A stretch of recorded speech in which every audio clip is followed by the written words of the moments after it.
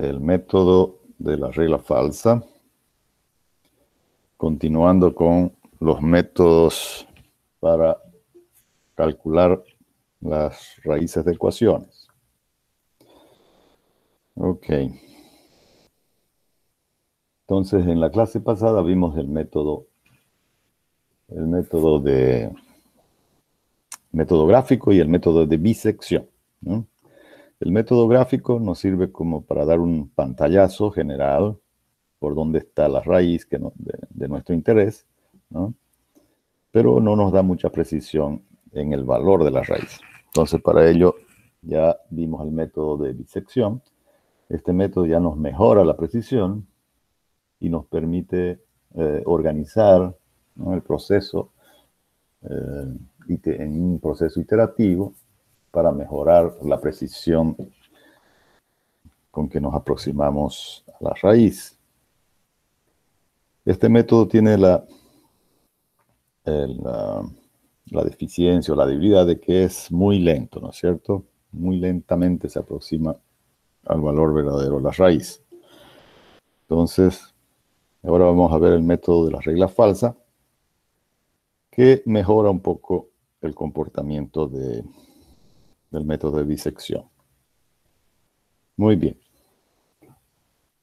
Entonces, ¿cómo hacemos con el método de la regla falsa? En el método de bisección, nosotros simplemente agarrábamos nuestro intervalo, ¿no?, el intervalo AB, y lo dividíamos a la mitad, ¿no es cierto?, haciendo el valor de A más B sobre 2. Sin embargo, si nosotros observamos acá este dibujo, podemos percatarnos de que la intersección de la función, ¿no?, con el eje de las X está muy próximo del extremo izquierdo del intervalo, ¿no es cierto? Está más cerca a A que al valor de B. Y esa entonces es una propiedad que se puede utilizar para mejorar el comportamiento del método iterativo, ¿no? Entonces, cuando el valor de la función está más cerca, ¿no es cierto?, del eje de las X, entonces vamos a suponer que la raíz, ¿no?, está más cerca del extremo correspondiente. En este caso, del extremo izquierdo, ¿no?, que es el valor de f de a, que está más cerca al valor del eje de las X. Ok, entonces esa propiedad nos indica que tenemos que ponderar entonces, es decir, tomar en cuenta el valor de f de a y f de b. Y esa es la diferencia con el método de bisección, donde la bisección simplemente calculaba el valor medio entre a y b. Acá ya no. Acá vamos a calcular la media ponderada. Y para eso necesitamos incorporar en la ecuación de iteración los valores de f de a y f de b. Entonces, ¿cómo hacemos eso? Para incorporar el valor de f de a y f de b, utilizamos una recta auxiliar que va a unir los extremos de esta función, ¿sí? Y donde intersecte al eje de las X, ¿no?, vamos a tener entonces nuestra primera aproximación, x1. Como esta recta que estamos utilizando no es el valor de f de x en realidad, ¿no es cierto?, es simplemente una recta que ayuda a proporcionarnos una aproximación, de ahí viene el nombre del método, ¿no?, método de la regla falsa o de la falsa posición de la raíz. Entonces, porque el valor de x1 que estamos encontrando aquí no es el valor de la raíz, ¿no?, no es el valor exacto. Entonces, es un valor, digamos, el que le puso el nombre lo está considerando como que fuese una falsa raíz. Pero esa falsa raíz es la que nos va a permitir entonces encontrar la ecuación del método de la regla falsa. Ok, entonces, ¿cómo hacemos para incorporar los valores de f de a y f de b? Entonces, para hacerlo eso, tenemos que calcular en función del valor inicial, ¿no?, del intervalo izquierdo, del valor de A, le vamos a dar un incremento que lo vamos a llamar delta 0 de X. ¿Sí? Ese incremento es lo que tenemos que determinar, cuánto vale ese incremento. Y lo podemos hacer de la siguiente manera, haciendo uso de la relación de triángulo. Entonces, tenemos este triangulito pequeño y este triángulo mayor, ¿no?, cada uno con sus dimensiones correspondientes, ¿no? Entonces, el triangulito pequeño tiene un valor de f de a, ¿no?, es la altura de ese triángulo pequeño, y la base sería lo que queremos determinar, que es delta x. A f de a le hemos agregado ahí un signo menos para no tener que trabajar con los valores absolutos de la función. De manera que al agregarle ese signo menos, estamos diciendo que f de a está del lado opuesto a f de b. ¿Sí? Y de esa manera nos olvidamos de los valores absolutos. ¿Sí? Entonces hacemos la relación. La base, que es delta x, es a su altura, al negativo de f de a, ¿no?, como la base del triángulo mayor es a su altura, que es la suma, ¿no?, de estas dos dimensiones, f de b más f de a, pero f de a con su signo, ¿no?, que le hemos puesto el signo menos. Entonces, haciendo un trabajo algebraico, determinamos finalmente el valor de delta x, y ese valor lo incorporamos en esta ecuación 1, donde habíamos dicho que x lo habíamos colocado en función al valor del extremo izquierdo del intervalo a más el incremento delta x. Entonces lo incorporamos y, haciendo las simplificaciones correspondientes, llegamos finalmente a la fórmula de la regla falsa. ¿Sí? Entonces esta sería nuestra primera aproximación. La siguiente aproximación consistirá en trazar por x1 una vertical hasta intersectar a f de x. ¿Bien? De manera que ahora la recta va a unir estos dos puntos. ¿Bien? Y donde intersecta al eje de las x será nuestro valor de x2. Entonces, la forma de determinar x2 es exactamente la misma como hicimos con x1. De manera que este procedimiento ahora lo podemos generalizar a cualquier cantidad de iteraciones, ¿no?, y ya le colocamos los subíndices correspondientes a los valores de a sub i y b sub i. Ok, entonces esta ya es la fórmula de la regla falsa. Y aquí tenemos el algoritmo de la regla falsa, que viene a ser el mismo que el de la bisección, excepto que le hemos modificado simplemente la forma como calcular la aproximación a la raíz. Ok, me van a permitir unos minutitos, por favor, y vuelvo enseguida, ¿ya?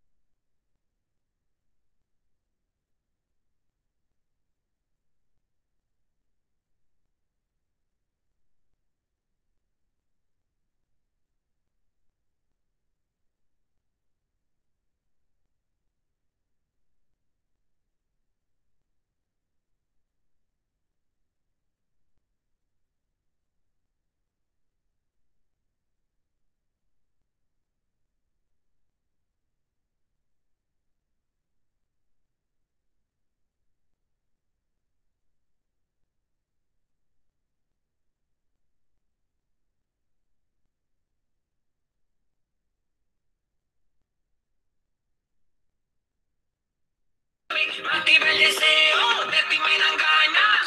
Y te llamo porque sé que...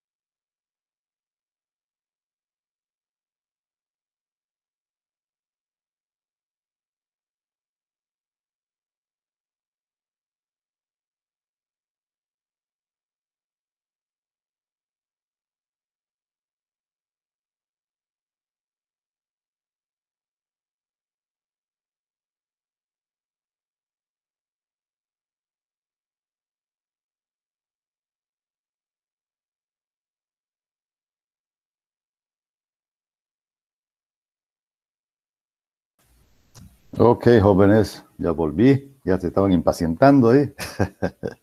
Bueno, gracias por la espera. Vamos a continuar.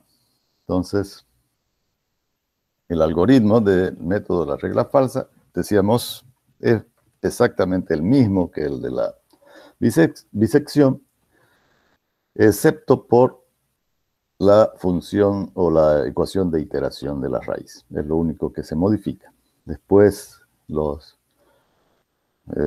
para saber de cuál de los intervalos quedó la raíz, es exactamente las mismas condiciones. Ok, entonces vamos a resolver el mismo ejercicio que hicimos por el método de bisección, ahora utilizando el algoritmo de la regla falsa. Entonces tenemos nuestra ecuación, que es una parábola de tercer grado. Tenemos nuestro intervalo inicial, donde sabemos que existe una raíz, porque el producto de f de A por f de B nos da un valor negativo. Y esa es la condición, ¿no?, en el teorema de Bolzano para la existencia de una raíz. Ok, vamos a darnos la misma tolerancia que nos dimos en el mismo ejemplo por bisección, para comparar la cantidad de iteraciones en que se alcanza esa tolerancia. Entonces tenemos los valores de A y B, y ahora incorporamos en la tabla el valor de f de A y f de B, ¿cierto? Entonces, para I igual a 0, ¿cómo calculamos la primera aproximación? X1. Va a ser entonces el valor de A sub 0 por f de B sub 0 menos B sub 0 por f de A sub 0, todo dividido entre f de B sub 0 menos f de A sub 0. Esa sería entonces la ecuación de la regla falsa. Reemplazando por los valores, vamos a tener A sub 0, 1, f de B, 5, menos B sub 0, que es 2, por f de A sub 0, que es menos 1. Y en el denominador sería entonces f de B menos f de A. ¿Sí? De manera que el producto de menos por menos da más en el numerador y en el denominador, y nos queda entonces arriba 7 sextos. Y esto es aproximadamente igual el valor 1, 16, 6, 6, 6, etcétera, ¿no? El valor que está aquí. Entonces 7 sextos viene a representar ese valor. Con ese valor, ahora lo reemplazamos en nuestra ecuación, ¿no es cierto? Y calculamos su correspondiente valor de f de x. Entonces, donde está la x, le colocamos el valor de 7 sextos y nos da este valor de acá, que es menos 0,57, 87, 0,3, etcétera, etcétera. Perfecto. Ya tenemos el valor de x y el valor de f de x. Ahora queremos saber de qué lado quedó nuestra raíz. Entonces, hacemos el producto de f de a por f de x, ¿no? Entonces va a ser este valor con este valor, ¿no? Hacemos ese producto. Como ambos son negativos, nos da entonces el producto un valor positivo. Si es mayor a 0, ¿no? Si es mayor a 0, estamos en este condicional de acá, ¿no? De manera que el siguiente valor de A será el valor de X, el siguiente valor de B será el anterior, y el valor de f de A se modifica por el valor de f de X, ¿no? Entonces acá tenemos A se traslada al valor de X, B se mantiene igual, f de A toma el valor de f de X, y f de B se mantiene igual. ¿Sí? Con esos 4 valores, ahora calculamos, ¿no es cierto? Para i igual a 1, calculamos el x2, que va a ser igual a sub 1 por f de b sub 1 menos b sub 1 por f de a sub 1 dividido entre f de b sub 1 menos f de a sub 1. ¿Sí? Todos esos valores que tenemos aquí en la tabla los introducimos y calculamos el valor de x2. Con x2 lo volvemos a incorporar a nuestra ecuación y calculamos el f de x2. Nuevamente hacemos el producto de f de a por f de x. Como ambos siguen siendo negativos, entonces el producto va a ser positivo. Con 2 valores de x calculados, ya podemos evaluar el error, ¿no es cierto? El valor actual menos el valor anterior dividido entre el actual por 100. Y acá nos dio 6.90 elevado a la 0, ¿no? Como lo hice yo en Excel, entonces, y le indiqué que solamente trabaje con 3 dígitos, entonces el Excel lo coloca en ese formato de notación científica, ¿no? 690 por 10 elevado a la 0. ¿No? Eso es lo que nos está diciendo acá, ¿no? Vamos a poner acá 6.90 por 10 a la 0. 10 a la 0 es 1, entonces simplemente 6.90. Ok, y así continuamos entonces iterando hasta que el error, ¿no?, sea menor a la tolerancia que hemos dicho que es 0,05%. En la séptima iteración, entonces, obtenemos que el valor del error relativo aproximado es menor a la tolerancia de 0,05. Y ahí finaliza este ejercicio. Entonces, hay algunas cosas que tenemos que observar en este ejercicio. Primero vamos a limpiar todo. Y ahora observamos. ¿Qué es lo que observamos inicialmente en esta tabla? Que hay dos columnas que permanecieron iguales en todo el proceso de iteración. No se modificaron. ¿Sí? Esa es una deficiencia propia de este método de las reglas falsas. ¿Qué significa que estas dos columnas no se modifiquen? Significa que simplemente nos estamos aproximando a la raíz por uno de los lados del intervalo. En este caso, A se va modificando, ¿no? Y se va acercando hacia la raíz. En cambio, B se mantiene constante y no se modifica. Por lo tanto, del lado derecho del intervalo no tenemos información respecto a la cercanía a la raíz, solamente por el lado izquierdo en este caso, ¿no? Entonces, esa es una deficiencia del método que se la subsana introduciéndole una pequeña modificación al algoritmo de la regla falsa.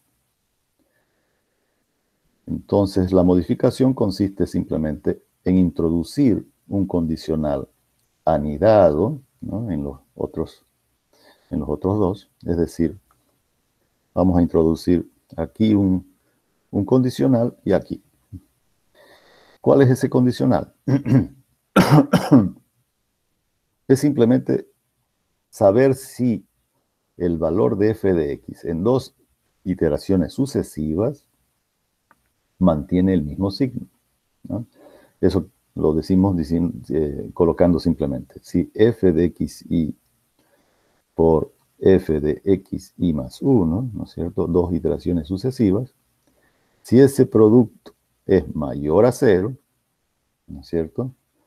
Es decir, si mantienen el mismo signo, siempre va a ser mayor a 0, ¿no? Ya sea que ambos sean positivos o ambos sean negativos. Entonces el producto va a ser mayor a 0. Si es mayor a 0 y estamos en el primer condicional, dentro del primer condicional, entonces el valor de f de a lo dividimos a la mitad. Y si estamos en el otro condicional, es decir, si estamos aquí y hacemos este producto y nos da mayor a 0, entonces el valor de f de b lo dividimos a la mitad. ¿Ya? Entonces esa sería la modificación a este método. Y con esa pequeña modificación vamos a forzar a que el algoritmo se acerque a la raíz por ambos lados de la ecuación. Entonces lo vamos a ver acá.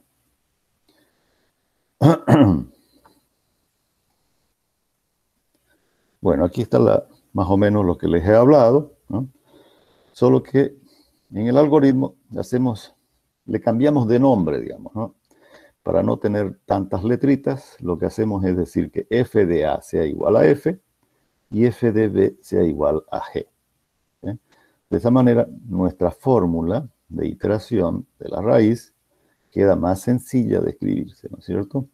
En vez de decir a sub i por f de b, aquí colocamos simplemente a sub i por g, menos b sub i por f, dividido entre g menos f. Listo.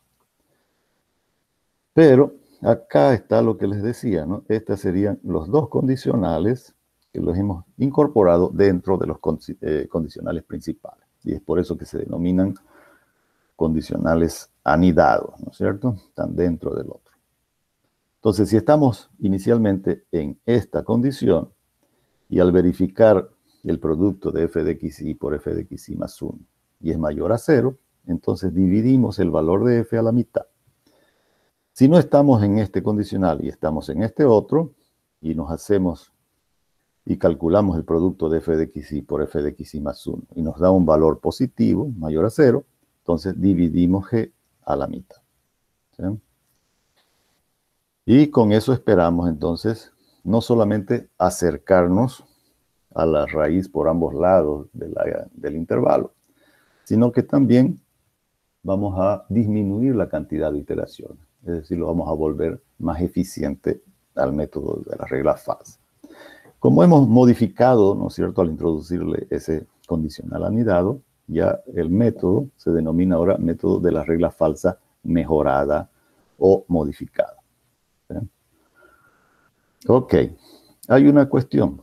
Este producto de f de xy por f de xy más 1 significa que es el producto del valor de la función anterior por el valor de la función actual, ¿no es cierto? Si estuviésemos con y igual a 0, en el primer paso sería el valor de f de x0 por f de x1. Pero sucede que en el primer paso no conocemos todavía el valor de f de x0, ¿no es cierto? Entonces, para evitar ese problema, lo que hace en el algoritmo se da como valor del valor de x0 el mismo valor de a. Por lo tanto, f de x0 será igual, ¿no es cierto?, al valor de f de a sub 0. ¿Eh? Entonces, para la primera iteración, f de x sub 0 y f de a sub 0 tienen el mismo valor. Y de esa manera podemos continuar con el algoritmo. ¿Eh? Ok, lo vamos a ver ahora resolviendo el mismo ejercicio, pero ahora con el algoritmo de la regla falsa, mejorada. Entonces nos vamos a la siguiente diapositiva. Tenemos el mismo problema, ¿no es cierto? Es la misma parábola cúbica, ¿no? Es un polinomio de tercer grado. Nos damos el mismo, sabemos que la raíz está en el intervalo entre 1 y 2. Nos damos la misma tolerancia, ¿no? 0,05%. Y ahora el valor de f de a, ¿no es cierto? Este sería nuestro f de a. Y este de acá sería nuestro f de b. ¿Sí? Que en este algoritmo entonces toman el nombre de f y g para simplificar la ecuación de iteración. Y x0 entonces tiene el mismo valor que a. ¿Cuánto vale a? 1, ¿no es cierto? De manera que f de x0 tendrá el mismo valor que f de a sub 0, es decir, menos 1. ¿Sí? Ok, entonces acá incorporamos los valores de a, b, f y g, ¿no? Tenemos estos 4 valores.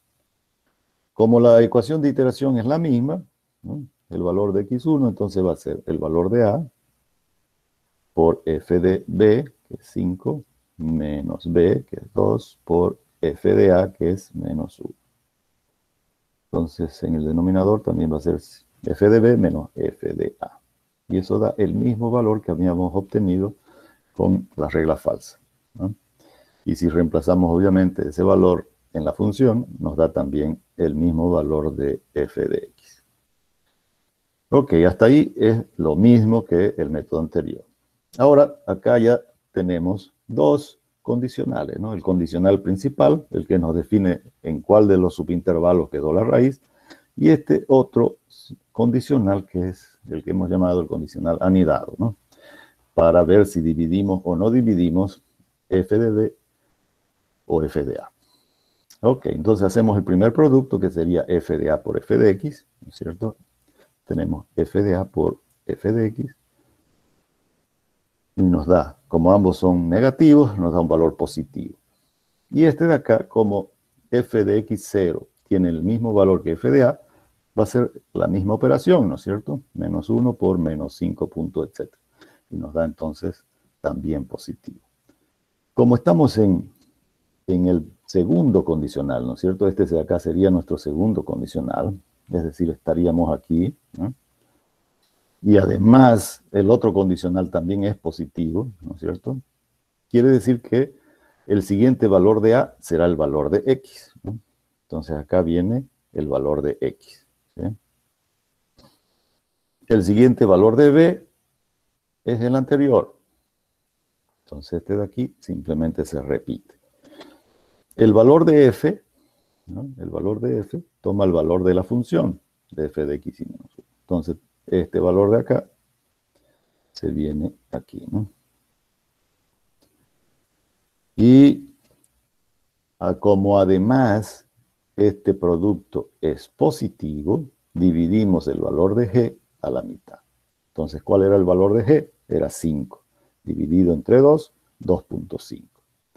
Con esos 4 valores, nuevamente calculamos el valor de x, ¿no? Y su correspondiente valor de f de x. Y tenemos entonces la segunda aproximación. Volvemos a evaluar el producto de f de a por f de x, ¿no es cierto? F de a es un valor negativo, con un valor negativo da positivo. Y ahora, f de x y f de x y más 1, ya tenemos entonces los dos valores, que va a ser el producto de este por este, ¿ya no? El actual por el anterior. Como ambos son negativos, el producto nos da un valor positivo, ¿no? Entonces, los valores de f de x ya lo vamos a calcular simplemente con la columna de f de x, a partir de la segunda iteración. Entonces, esto continúa. Vamos a limpiar esto hasta que alcance el valor de la tolerancia, ¿no es cierto? Ya en la cuarta iteración, el error ya es menor a 0,05%. De hecho, este valor es mucho más pequeño del que se obtuvo con la regla falsa, ¿no? Acá nos daba 4,49 por 10 a la menos 2, ¿no? 4,49 por 10 a la menos 2, y acá nos dio 1,81 por 10 a la menos 4, ¿no?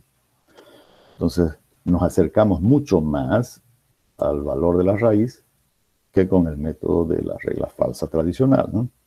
Entonces, la regla falsa modificada se acelera, ¿no?, mucho más que la anterior, y además ya nos aproximamos a la raíz por ambos lados del intervalo, ¿no es cierto? Ya tenemos valores de a y b que van variando, ¿no? Y se van a ir alternando los valores de a y b con los valores de x.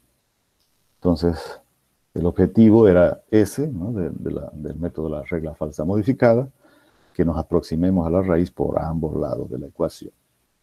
Entonces ya tenemos tres métodos que comparten básicamente el mismo algoritmo, ¿sí?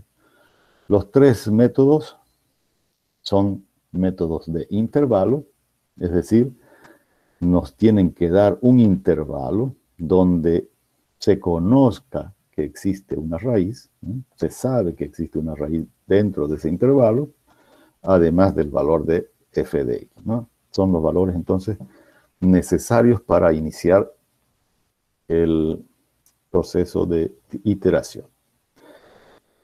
Las fórmulas son básicamente, es decir, el algoritmo son básicamente los mismos, excepto con las fórmulas de iteración de x, ¿no? Que en el caso de la regla falsa y la regla falsa mejorada es básicamente la misma fórmula, ¿sí? Solamente que en la regla falsa modificada le hemos cambiado el nombre simplemente. En vez de colocar f de a, colocamos f.